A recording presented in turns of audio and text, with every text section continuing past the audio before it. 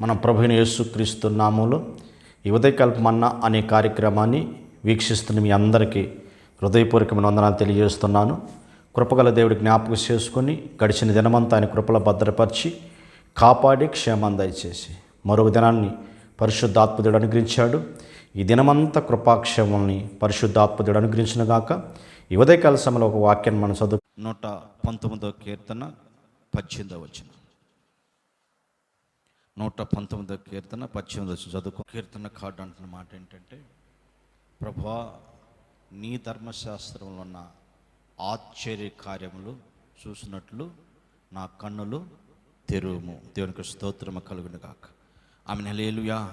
ప్రియ దేవుడి బిడ్డ, మనము దేవుని యొక్క ఆశ్చర్యకార్యాలు, దేవుని యొక్క అద్భుత కార్యాలు చూడాలి అంటే మన కన్నులు మనోనేత్రాలు తెరవబడాలి. చూడండి, గమనించినప్పుడు మన ప్రభువైన యేసుక్రీస్తు ఆయన సిలువకు అప్పగించబడి తిరిగి 3వ దినము పునరుత్థానంగా లేచిన తర్వాత ఎమ్మాయి ప్రాంతంలో మరి ఇద్దరు బాటసారులు వాళ్ళు దేవుని సంబంధించిన అనేక పునరుత్థానం గురించి మాట్లాడుకుంటూ వెళ్తూ ఉంటే వారితో కూడా చూడండి, ఆయన ఎటువంటి వాడో, ఆయన ఎటువంటి అద్భుతకరుడో, ఎటువంటి ఆశ్చర్యకరుడో మరి ఆయనతో నడుస్తున్న వారు కూడా గ్రహించలేకపోయారు. ఎప్పుడైతే యేసు ప్రభు ఆ రొట్టెని విడిచి వారికి పెట్టాడో ఏమైపోయిందంట, వారు కన్నులు తెరవబడిన తర్వాత యేసు ప్రభుని ఏం చేశారు, వారు గుర్తెరగలిగారు. దేవునికి స్తోత్రం కలుగును గాక. ఆమె హల్లెలూయా. కనుక మనము దేవుని యొక్క కార్యాలు, ఆయన ఆశ్చర్య కార్యాలు మనం గుర్తుపెట్టాలంటే ఏం చేయాలా?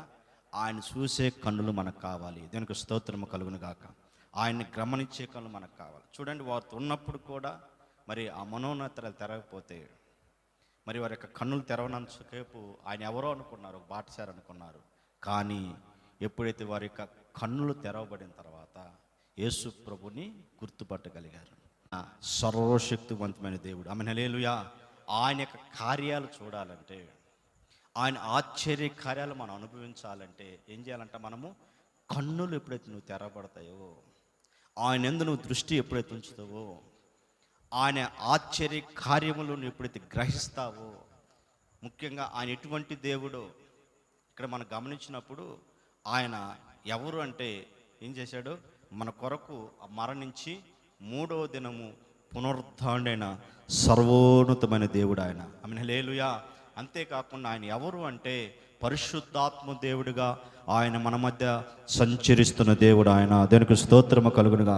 ఆయన మన మధ్య సంచరిస్తూ ఉన్నాడు. ఆయన శరీర సంబంధంగా లేకపోవచ్చు కానీ ఆత్మ సంబంధంగా ఏం చేస్తున్నాడు, ఆయన మన మధ్య సంచరిస్తున్న దేవుడు ఆయన.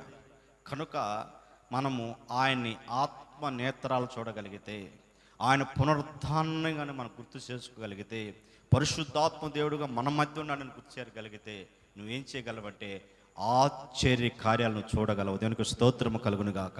ఆమె హల్లెలూయా. కనుక ఆయన ఎవరో గుర్తుపట్టాలి, ఆయన ఎవరో మనకు తెలియాలి.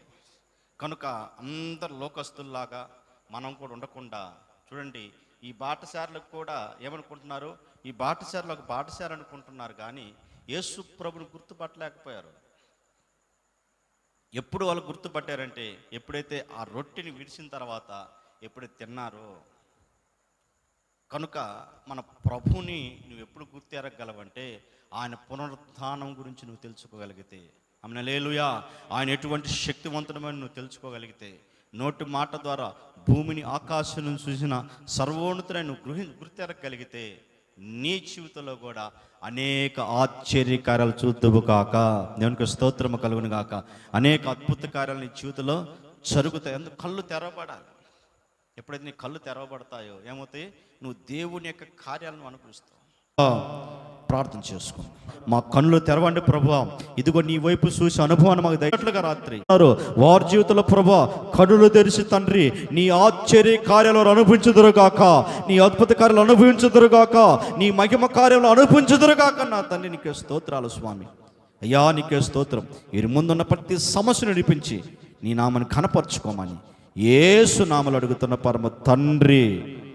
ఆమేన్.